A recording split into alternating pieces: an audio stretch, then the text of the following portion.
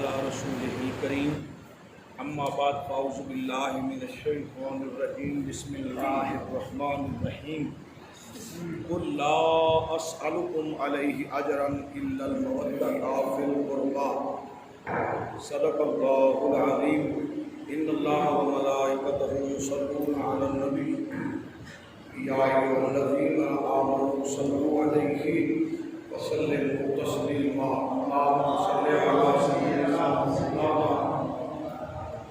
محمد وعلى آل سيدنا مولانا محمد وبارك وسلم الصلاة والسلام عليك يا سيدي يا رسول الله الصلاة والسلام عليك يا سيدي يا جد الحسن والحسين ناديا مولانا هدايا درجه انت في النوائب كلهم من وهم سيدري بعظمتك يا الله وبنبوتك يا محمد وبعنايتك يا هدي يا علي ذكري في سبيل الله امدادكم أذهبتكم آذانكم ترنيم الدنيا شاءكم يا رسول الله تصديق يا رسول الله تصديق يا رسول الله تصديق يعني واجب الاحترام سامعين کرام اللہ رب العزت کا خاص لطف و احسان ہے جس کی توفیق خاص سے آپ اور میں جمعہ مبارک کی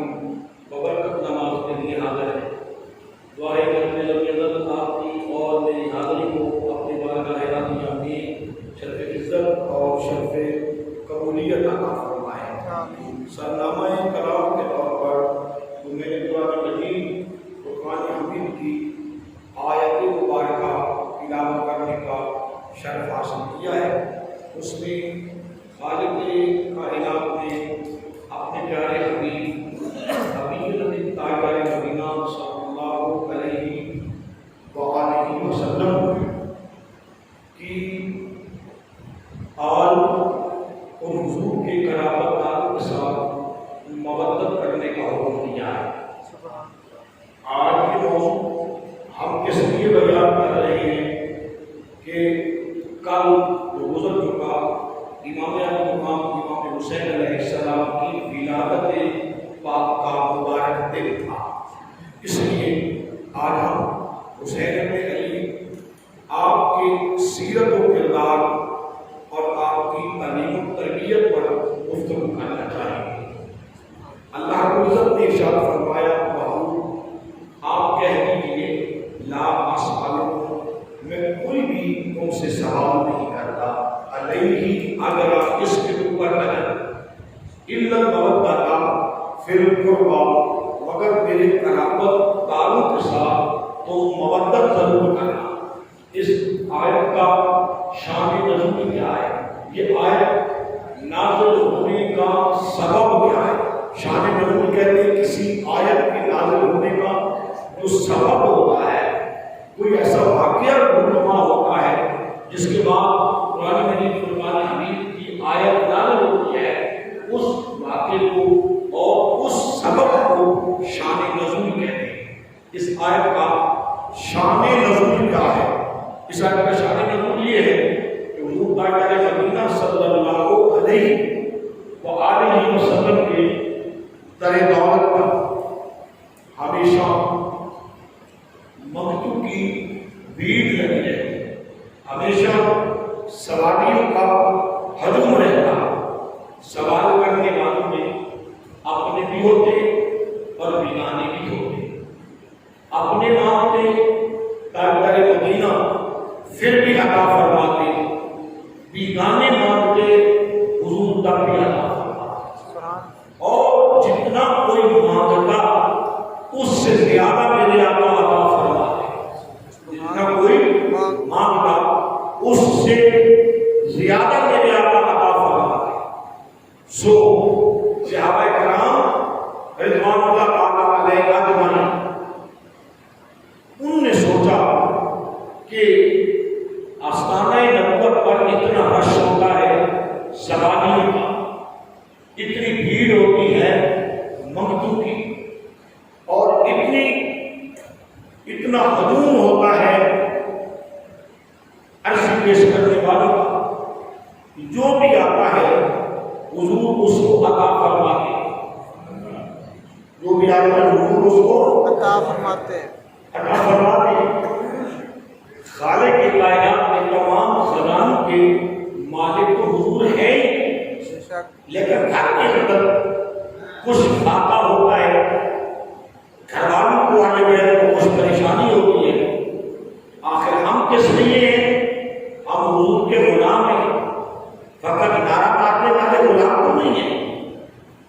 جانے آپ اولاد حضور کی بارگاہ میں پیش کرنے والے غلام ہیں۔ ان غلاموں نے آپس میں مشورہ کیا کہ کچھ پیسے اکٹھے کیے جائیں، کچھ رقم اکٹھی کی جائے، اماؤنٹ اکٹھی کر کے حضور کی بارگاہ میں بطور نذرانہ پیش کیا جائے، بطور ہدیہ پیش کی جائے کہ آپ قبول فرما لیں۔ آپ کے آگے بیٹھ کے اخراجات زیادہ ہیں اور ظاہراً آمدنی کے کوئی اسباب نہیں ہے، ظاہراً آمدنی کے اسباب نہیں۔ جب صحابہ کرام رضوان اللہ تعالیٰ علیہ اجمعین نے یہ مشورہ کرنے کے بعد کچھ اماؤنٹ، کچھ رقم، کچھ منی، کچھ پیسے جمع کر لیے، اب وقت تھا حضور کی بارگاہ میں پیش کرنے کا۔ اب کوئی غلام بھی یہ جسارت نہیں کر سکتا کہ حضور کی بارگاہ میں جا کے یہ کہے، حضور کی بارگاہ میں جا کر یہ کہتے ہیں آپ کہہ دیا اخراجات زیادہ ہے تو ہم کچھ پیش کرنا چاہتے ہیں۔ اب جس کو کہتے ہیں وہ کہتا ہے میری تو یہ طاقت نہیں ہے، میری تو یہ بساط نہیں ہے، مجھ میں تو حوصلہ نہیں کہ میں جامع کائنات امام الانبیاء سے یہ بات کروں، مجھ میں تو یہ ہمت حوصلہ نہیں ہے۔ دوسرے کو کہتے ہیں، دوسرا بھی بگڑ رہا۔ جب سب صحابہ کرام یہ ہمت نہ کر سکے تو باہم یہ فیصلہ ہوا کہ حضور کے چچا حضرت عباس ہیں، حضور کے چچا حضرت عباس رضی اللہ تعالیٰ عنہ، جنہیں حضور ابا کہہ کے پکارتے یا ابو کہہ کے پکارتے، حضرت عباس کے پاس میں کہنے لگے اے حضرت عباس رضی اللہ تعالیٰ عنہ، آپ حضور کے چچا ہیں اور ہم نے کچھ اماؤنٹ جمع کی ہے، کچھ تھوڑا سا نذرانہ جمع کیا ہے، اس نیت سے اور اس ارادے سے ہم حضور کی بارگاہ میں وہ پیش کرنا چاہتے ہیں، مگر ہم میں سے کسی کی ضرورت نہیں ہے کہ حضور کی بارگاہ میں یہ کہیں کہ ہم آپ کے لیے لے آئیں، آپ کے گھر کے اخراجات زیادہ ہیں تو لہٰذا آپ یہ لے لیں۔ ہم یہ ضرورت نہیں کر سکتے، ہم یہ ضرورت اور یہ حوصلہ نہیں کر سکتے۔ آپ حضور کے چچا ہمارے ساتھ چلو، ہمارے ساتھ چلو، جب آپ ہمارے ساتھ آئیں گے تو ہم آپ کے وسیلے سے حضور کی بارگاہ میں یہ عرض کرنے میں کامیاب ہو جائیں اور آپ ہماری طرف سے یہ عرض کر دیں گے کہ آقا یہ غلاموں کی طرف سے نذرانہ ہے، یہ غلاموں کی طرف سے ہدیہ ہے، آپ اس کو قبول فرما دیں۔ سو اسی طرح ہوا، حضرت عباس رضی اللہ تعالیٰ عنہ صحابہ کرام رضوان اللہ تعالیٰ علیہ اجمعین کے ساتھ چلے، حضور کی بارگاہ میں پہنچے اور بڑے مؤدبانہ انداز میں اور بڑی عاجزانہ سی دست بستہ ہاتھ باندھ کے یہ گزارش، یہ پیشکش، یہ اپنی چوائس، یہ اپنی تمنا، یہ احساس پیش کیا کہ آقا آپ کے غلاموں کا یہ خیال ہے، صحابہ کرام رضوان اللہ تعالیٰ علیہ اجمعین کا یہ خیال ہے کہ ویسے تو آپ کائنات کے خزانوں کے مالک ہیں، لیکن ظاہراً آمدنی کے کوئی اسباب نہیں، آپ کی دربار میں غلاموں کی بھیڑ ہوتی ہے، مکتوب اور سواریوں کا ہجوم ہوتا ہے، کھانے والوں کا ہجوم ہوتا ہے اور عاجز لوگوں کا ہجوم ہوتا ہے۔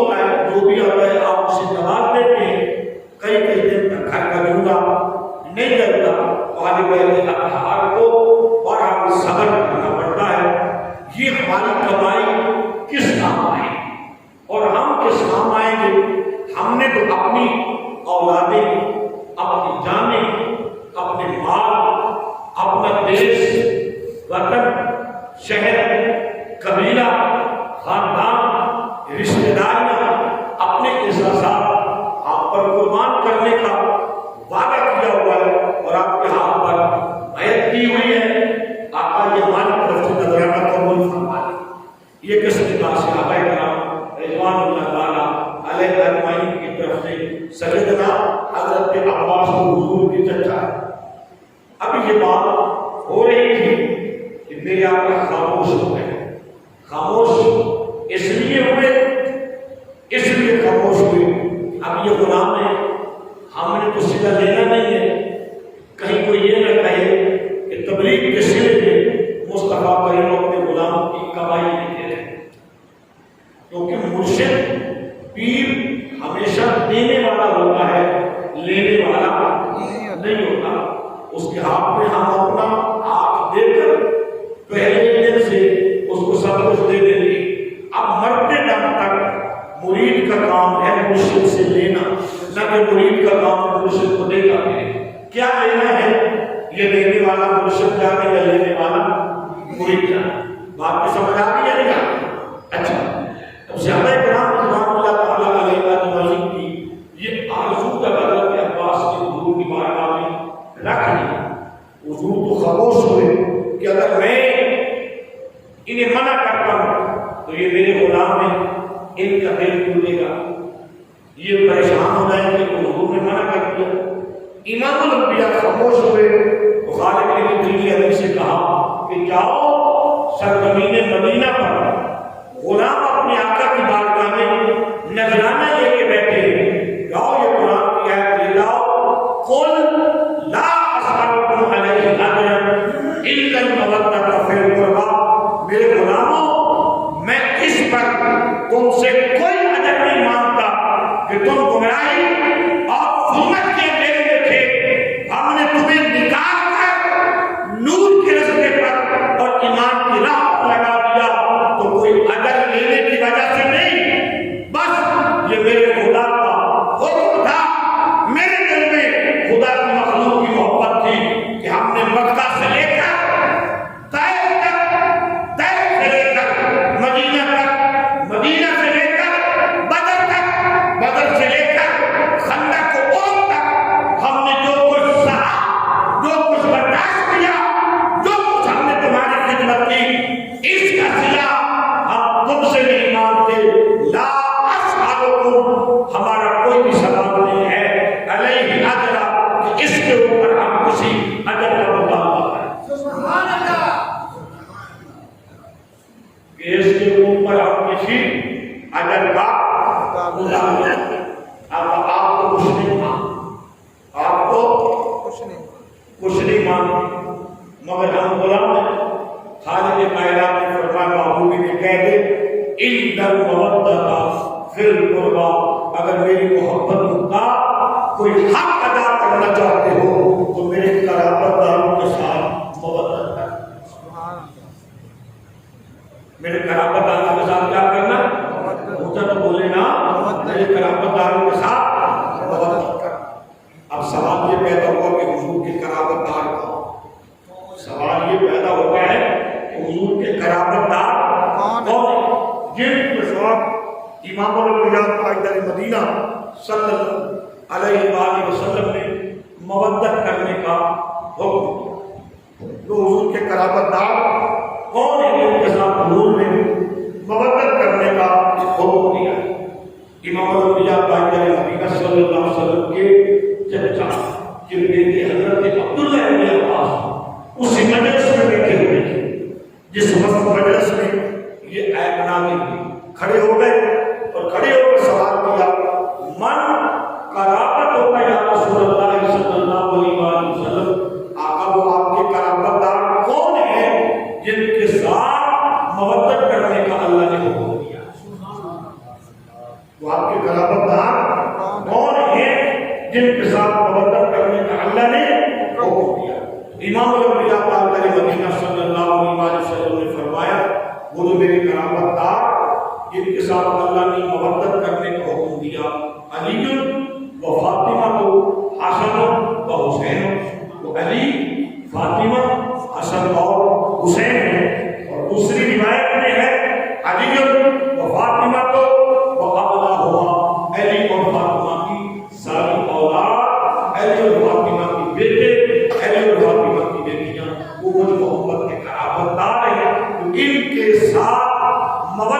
جائے گا تو ان کے ساتھ پیار کرے گا، ان کی عزت اور ان کا احترام کرے گا تو وہ اپنے نبی کے دل کو خوش کر دے. سبحان اللہ. وہ اپنے نبی کے دل کو خوش کر رہے. خوش کر دے.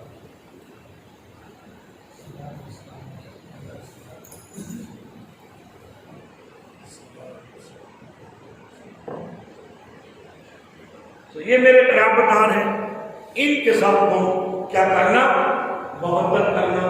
ان کے ساتھ ہم کیا کرنا؟ پیار کرنا.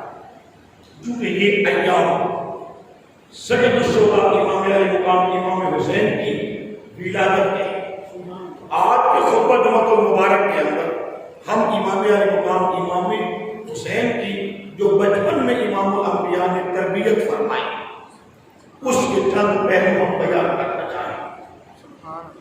اتنا بڑا مارکہ کربلا یہ کوئی اچانک پیش نہیں آیا، یہ کوئی اچانک پیش نہیں آیا. باقاعدہ ولادت امام حسین سے پہلے تاجدار مدینہ صلی اللہ علیہ وآلہ وسلم اس واقعے کے بارے میں جناب سیدہ فاطمہ الزہرا کو بھی بتا چکے تھے، علی المرتضیٰ شیر خدا کو بھی بتا چکے تھے، اور ام احمد وہ جناب ام فضل حضور صلی اللہ علیہ وآلہ وسلم کی چچی جان جس کو خواب آیا تھا اس کو بھی بتا چکے تھے. تاجدار مدینہ صلی اللہ علیہ وآلہ وسلم اس کا تذکرہ اپنے صحابہ کرام رضوان اللہ تعالیٰ علیہ اجمعین سے کر چکے تھے. اب اس واقعے کے لیے اور اتنے بڑے مارکے کے لیے حسین ابن علی کو تیار کرنا، حسین ابن علی کو تیار کرنا. آپ بڑی بڑی شخصیات کے بچپن کے حالات کا زندگی پڑھیں تو 3 شخصیات دنیا میں ایسی ملتی ہیں، 3 شخصیات دنیا میں ایسی ملتی ہیں جن کا کھانا پینا کسی عام پانی یا کسی عام شے سے نہیں ہوا، لعاب رسول سے ہوا، زبان رسول سے ہوا. پہلی ہستی علی المرتضیٰ شیر خدا رضی اللہ تعالیٰ عنہ کی ہستی ذات علی ہے کہ حضرت علی المرتضیٰ شیر خدا ولادت کے بعد 3 دنوں کے بعد بیت اللہ سے باہر لائے گئے تو امام الانبیاء نے گھٹی اپنی زبان سے آیا. سبحان اللہ. جب اس سے پہلے عرب کا یہ رواج تھا، عرب کا یہ رواج ہے کہ بچے کو جو گھٹی دیتے تھے وہ کسی میٹھی چیز سے دیتے تھے یا کھجور سے دی جاتی تھی.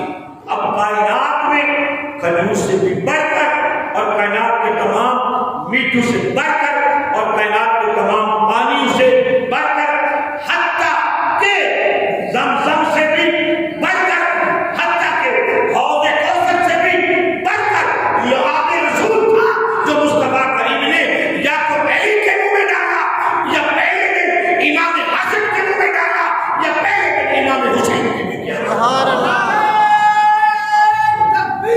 اللہ اکبر. یا رسول اللہ. یا علی. یا علی. تو بات کو سمجھ آئی نہیں آئی؟ جس کو سمجھ آئی سبحان اللہ کا کہنا سبحان اللہ. سبحان اللہ. بالکل سو گیا تقریب سن رہے ہیں، یہ بھی تو سننے کا طریقہ ہے. وہ جو ہے یہ نہیں، یہ 3 شخصیات، یہ کتنی شخصیات ہے؟ 3 شخصیات جن کو یہ سعادت ملی ہے، جن کو یہ عزت ملی ہے، جن کو یہ عظمت اور جن کو یہ وقار ملا. امام حسین اور امام حسن کے بارے میں سیدہ طیبہ طاہرہ مزکیہ خاتون جنت سیدہ فاطمہ الزہرا سلام اللہ علیہا بیان فرماتی ہے کہ امام الانبیاء تاجدار مدینہ صلی اللہ علیہ وآلہ وسلم ایک سے دوسری رات یا دوسری سے تیسری رات اپنے گھر نہیں گزارتے تھے بلکہ میرے گھر میں گزارتے. سبحان اللہ. بیٹی کہتی ہے، بیٹی حضور کی کہتی ہے تو حضور ایک سے دوسری رات یا دوسری سے تیسری رات، چوتھی رات نہیں آنے دیتے تھے. حضور میرے گھر میں گزارتے، میرے گھر میں گزارتے. اور گزارتے کس طرح سے؟ توجہ ہے یا نہیں؟ سبحان اللہ. گزارتے کس طرح سے؟ سیدہ پاک بیان فرماتی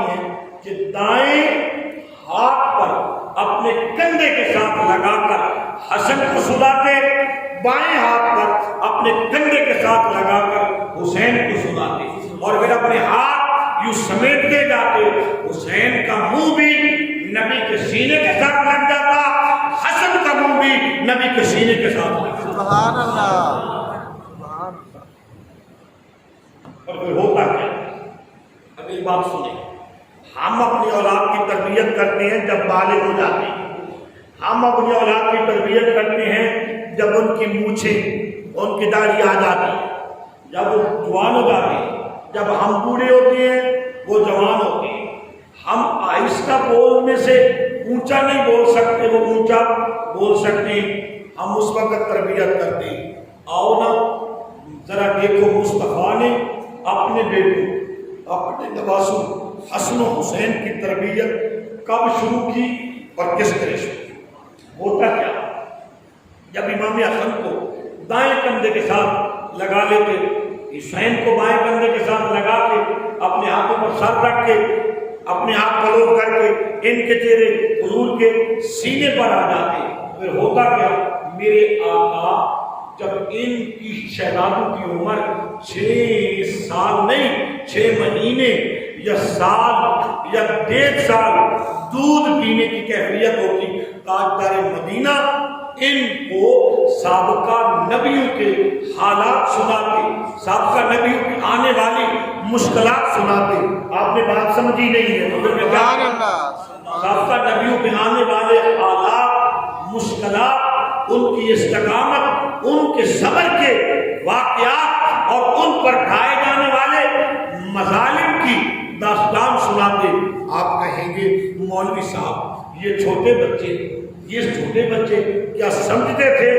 ہاں یہ سمجھتے تھے، میرے آقا صرف سناتے نہیں تھے، اس حالت میں حسن کو بھی پڑھا رہے تھے، حسین کو بھی پڑھا رہے تھے، بلکہ پڑھا نہیں رہے تھے، ایک ایک نبی کی سیرت اپنے سینے پہ حسن و حسین کو لٹا کر سنا بھی رہے تھے اور دکھا بھی رہے تھے کہ دیکھ لو انبیاء کے اندر کتنی استقامت۔ سبحان اللہ، تو سبحان سبحان اللہ، تو ہے یہ نہیں، سبحان اللہ، سنا بھی رہے تھے اور دکھا بھی، سنا بھی رہے تھے اور دکھا بھی دکھا رہے، بھی رہے، تو جو ہے یہ نہیں۔ سبحان اللہ۔ جی باب ابراہیم کی صحت کے لیے دعا کیا کریں۔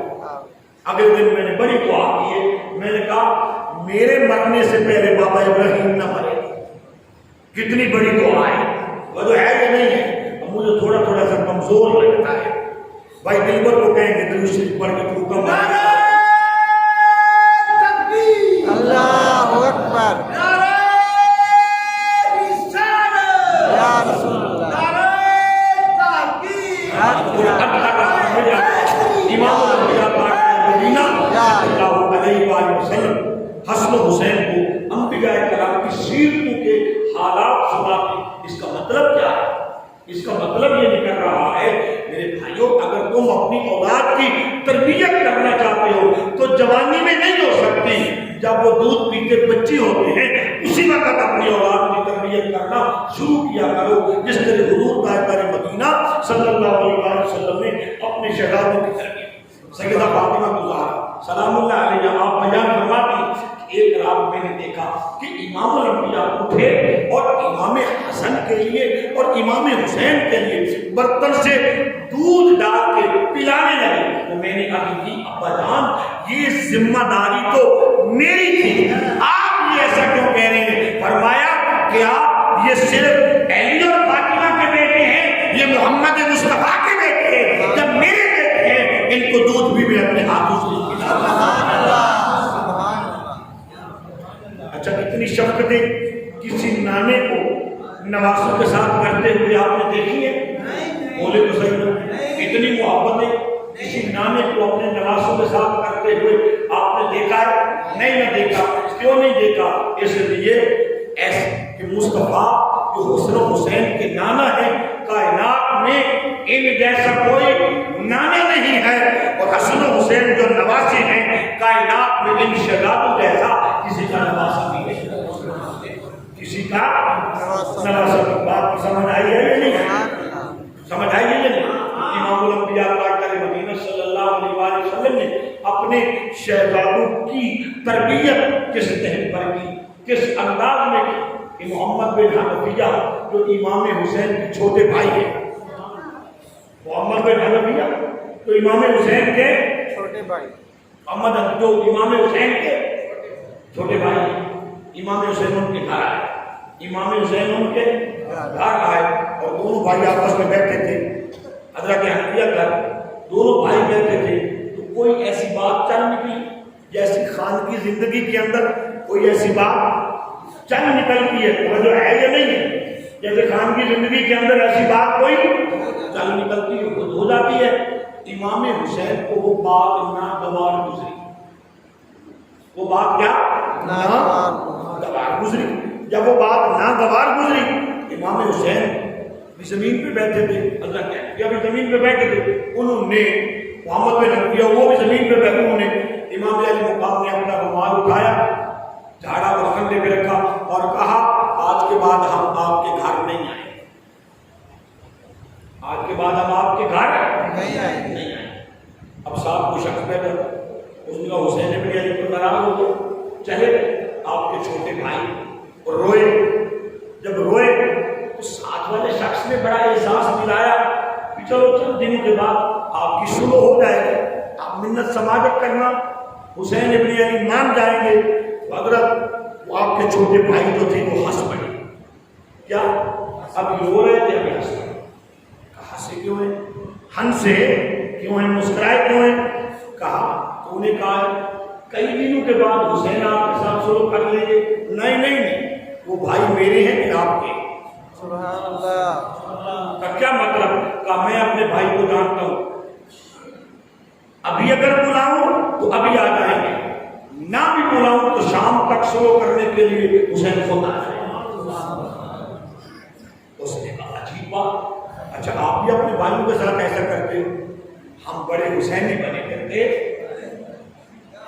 کہتے جی 6 مہینے ہو گیا میں اپنی بہن کے ساتھ نہیں بولا، بھائی بڑا تو نے پہاڑ اٹھایا ہوا بہن کے ساتھ نہیں بولا، تو یہ سال ہو گئے میں نے بیٹی اور داماد کو بلایا ہی نہیں ہے، یعنی پھر جناب تسبیح کے اوپر تسبیح پڑھتا ہے، منکے کے اوپر منکا پڑھتا ہے جناب علی، اور جناب ورد وظائف کرتا ہے، کہتا ہے میں نے 10 عمریں کر لی ہیں مگر میری خیرت بڑی ہے، 6 مہینے سے سال سے میں نے اپنے بھائی کو نہیں بلایا، بڑا تیر مار کے بیٹھا ہوا ہے اور بڑی وڈیائی کی بات کر رہا ہے، بڑے فخر کی بات کر رہا ہے، یہ تو بڑی نیکی کی ہے، یہ اپنی پتہ نہیں کتنی نیکیوں کو برباد کر کے بیٹھا ہوا ہے، سر سور کو ہلا دے، کتنی نیکیوں کو برباد کر کے بیٹھا ہوا ہے، وہ رشتے جن کو جوڑنے کا اللہ نے حکم دیا ہے ان کو توڑتا بھی ہے اور فخر سے بیان بھی کرتا ہے۔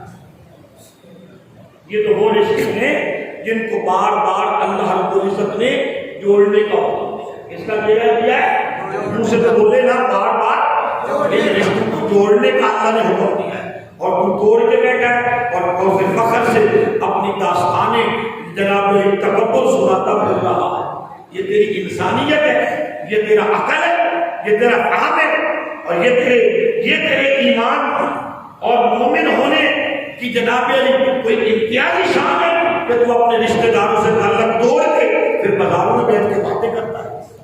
افسوس تیری اس ذہانت پر۔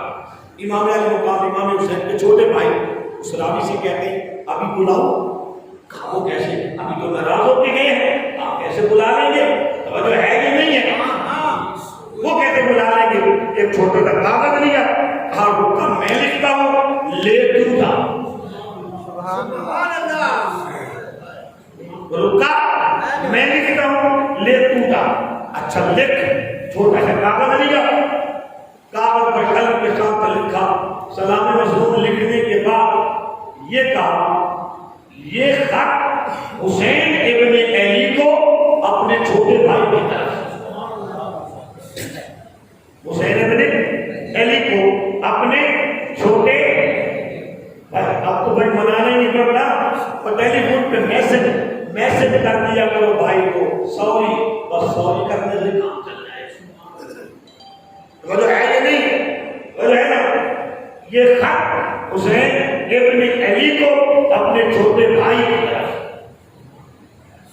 لکھنے کے بعد کہا آپ بھی علی کے بیٹے ہیں، میں بھی علی کا بیٹا ہوں، مگر اس کے علاوہ ایک فرق زمین و آسمان سے بھی بڑا ہے، ایک فرق زمینوں آسمان سے بھی بڑا ہے.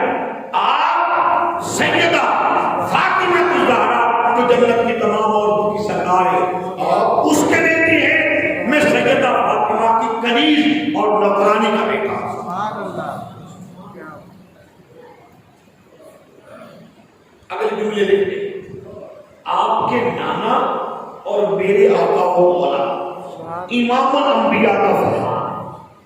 ذرا لکھنے میں تمیز دیکھے گا, لکھنے میں ادب دیکھے گا کہ بھائی بھائی کو لکھ رہا ہے.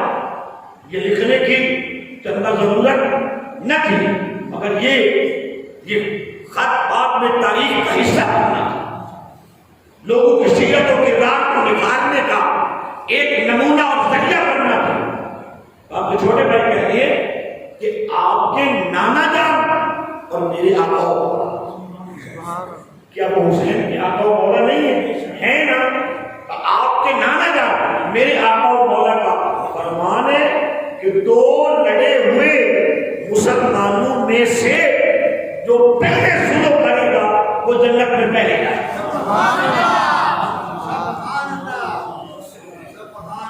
جنت میں پہلے جائے. آپ میرے بڑے بھائی ہیں, میں آپ کا چھوٹا بھائی ہوں اور پھر آپ جنت کے نوجوانوں کے سردار ہیں. امام الانبیاء کا فرمان ہے جنت کے نوجوانوں کے سردار ہیں. میرے آپ بڑے بھائی ہیں, میں آپ کا چھوٹا بھائی ہوں. سلو کرنے کی کوئی بات نہیں, میں سلو کرنے کے لیے ابھی آ رہا مگر ایک بات سے ڈر لگتا ہے. سنیں گے سبحان اللہ. ایک بات سے ڈر لگتا ہے. ڈر لگتا ہے. ایک بات سے ڈر لگتا ہے. شروع کرنے کی کوئی بات میں ابھی آ رہا ہوں مگر ایک بات سے ڈر لگتا ہے اور وہ بات یہ ہے کہ آپ کے نانا کا فرمان حق ہے, سچ ہے. میں آ گیا تو شروع کرنے والا میں پہلا ہوں گا, تو پھر آپ کے نانا کے فرمان کی روشنی میں جنت میں پہلے جاؤں گا. اور میری غیرت گوارا نہیں کرتی کہ میں جنت کے سردار سے پہلے جنت میں جاؤں اور میری پشت آپ کو ہو جائے. اور خط ختم کر دیا اور خط مکمل کر دیا. تو ہے یا نہیں, خط مکمل کر دیا. وہ خط لے جانے والا خود بیان کر گیا. آقا حسین نے یہ خط پڑھا. پڑھنے کے بعد میں نے زندگی میں پہلی مرتبہ حسین ابن علی کو اتنا خوش دیکھا, اتنا مسکراتے ہوئے دیکھا, اتنا مسکرائے یعنی ہنس پڑے کہ خوشی سے آقا حسین کی آنکھوں میں آنسو. سبحان اللہ. کبھی تم بھی اپنے بھائیوں کو خوش کر لیا, کبھی تم بھی اپنی بہنوں کو خوش کر لیا, کبھی تم بھی اپنے رشتے داروں کو خوش کر لیا. اور بابا زندگی اسی کا نام, زندگی اسی کا نام. خوش ہو گئے اور خط کو یوں ہی پکڑا, خط کو یوں ہی پکڑا. رام بیان کرتا ہے میرے پہنچنے سے پہلے تیز قدموں حسین ابن علی اپنے بھائی کے گھر میں پہنچے اور یوں ہاتھ کھلے کر کے کھڑے تھے, کہہ رہے تھے آ جانا اپنے بھائی کے سینے کے ساتھ لگ جا, لوگ پہلے شروع کرنے کے لیے آ گیا. بات بھی سمجھ آئی ہے جو میں پہلے سنا تو جو ہے یعنی میں پہلے سنا کرنے کے لیے آ گیا. جو ہے کہ نہیں, آپ اپنے زمانے کے بہت بڑے سخی اور بہت بڑے شجاع, بہت بڑے عالم, بہت بڑے عالم کیوں نہ ہوتے کہ مدینہ العلم کے نواسی اور باپ مدینہ العلم علی کے بیٹے. جو ہے یا نہیں ہے, بہت بڑے صحابہ کیوں نہ ہوتے. سیدہ فاطمہ الزہرا, سیدہ بطول زہرا خاتون جنت نے آپ کی پرورش اور تربیت صبر کی بنیادوں پر اس طرح استوار کی تھی کہ صبر کو بھی حسین ابن علی کے صبر پہ رس آیا. اور آپ شجاع کیوں نہ ہوتے, آپ علی المرتضی شیر خدا کے بیٹے, اور آپ سخی کیوں نہ ہوتے امام الانبیاء کے نواسی. حضرت اسامہ حضور کے ایک غلام ہے, یہ چھوٹے سے تھے, تاجدار مدینہ صلی اللہ علیہ وآلہ وسلم نے ان کی پرورش کی. کس کی؟ حضرت اسامہ. حضرت اسامہ وہ خوش قسمت انسان ہے جو چھوٹے سے بچے تھے تاجدار مدینہ کے ساتھ بڑی محبت کرتے، یہ حضور کی محفل میں حضور کے قریب آ کے بیٹھ جاتے۔ تاجدار مدینہ اس کا چہرہ، اس کا منہ، اس کے ہونٹ، لب اپنے ہاتھ سے صاف کرتے۔ سبحان اللہ تو کہیں، زور سے کہیں سبحان اللہ۔ حضور اس کا چہرہ، اس کے لب، اس کے رخسار اپنے ہاتھوں سے صاف، توجہ ہے یہ نہیں، یہاں تک کہ تاجدار مدینہ اس کے ناک کو اور حضور تاجدار مدینہ اس کو لباس لا کے دیتے مختلف رنگوں کا، اس کو پہناتے، حضور بڑی محبت فرماتے اور پہنا کے دیکھتے۔ ایک دن تو فرق محبت میں تاجدار مدینہ نے فرما دیا کہ حضرت اسامہ چھوٹے تھے، فرماتے اسامہ اگر آپ جس طرح چھوٹے بچے، آپ چھوٹی بچی ہوتی نا تو میں عرب کا زیور لا کے آپ کو پہنا دے۔ ازراہ محبت حضور نے فرمایا، ازراہ محبت، بولو نا، ازراہ محبت۔ وہ حضرت اسامہ فرماتے ہیں کہ میری موت کا جب وقت آیا، مرنے سے 2 دن پہلے 4 دن پہلے میں بیمار تھا، تو میں نے 60,000 درہم یا دینار کسی کے دینے تھے۔ کتنے؟ 60,000 درہم یا دینار کسی کے۔ میں نے اپنے رشتہ داروں سے قرض مانگا، اپنے دوست میں دیا کرتا تھا زندگی، ان سے قرض مانگا اس نیت سے کہ اگر بچ گیا تو میں لوٹا دوں گا، نہ بچوں تو میرا اتنا قرض ہے وہ آپ ادا کر، وہ آپ ادا کر۔ اور جو ہے ہم کیا کرتے ہیں، ہم کہتے ہیں کہ فلاں رشتہ دار مر گیا، اس کے ختم پر میں نے 40 دے کے پکائے، پتہ نہیں بیچارہ کتنا مقروض ہو کے مرا ہے، اگر اس پر احسان کرنا چاہتا ہے تو اس کا قرض ہی ادا کر، اس کا قرض ہی ادا کر۔ کہتا جی میں نے اپنے ابے کا ختم دلایا، اس میں جناب علی میں نے کوئی 2 من سیب تقسیم کر دیے، تو مرے کہیں ابے سے پہلے تو اپنے ابے کا قرض ادا کر، جو ضروری ہے، اپنے ابے کا قرض ادا کر جو ضروری ہے۔ تو جو ہے یہ کوئی نہیں، تو جو آپ ہی سبحان اللہ۔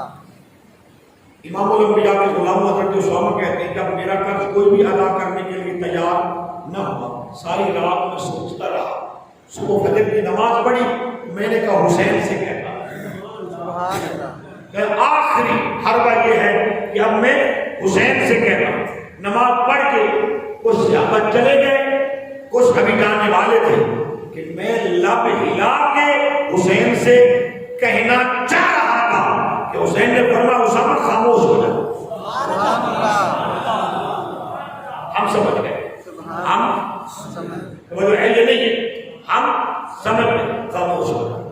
حضرت اسامہ کہتے ہیں میں خاموش ہو گیا۔ آقا حسین نے اپنے اوپر بہت بڑی چادر لی ہوئی تھی، جلدی جلدی اپنے گھر گئے، گھر سے واپس آئے، چادر میں کوئی چیز چھپائی ہوئی تھی، اسے بھی اسی طرح چادر اتاری اور چادر سمیت کوئی چیز لپیٹ کے مجھے کہا اسامہ سوال لوگوں کے سامنے سوال کرنے کی ضرورت نہیں ہے، یہ لے جاؤ جو کرنا ہے کرو۔ سبحان اللہ۔ یہ لے جاؤ جو کرنا ہے۔ حضرت اسامہ کہتے ہیں مجھے یقین ہو گیا کہ یہ پیسے ہی ہیں، یہ پیسے ہیں۔ اتفاق سے تو میرے رشتہ دار بھی بیٹھے ہوئے تھے، محفل حسین میں، جن کو میں دیتا تھا اور آج وہ میرے کام نہیں آئے تھے۔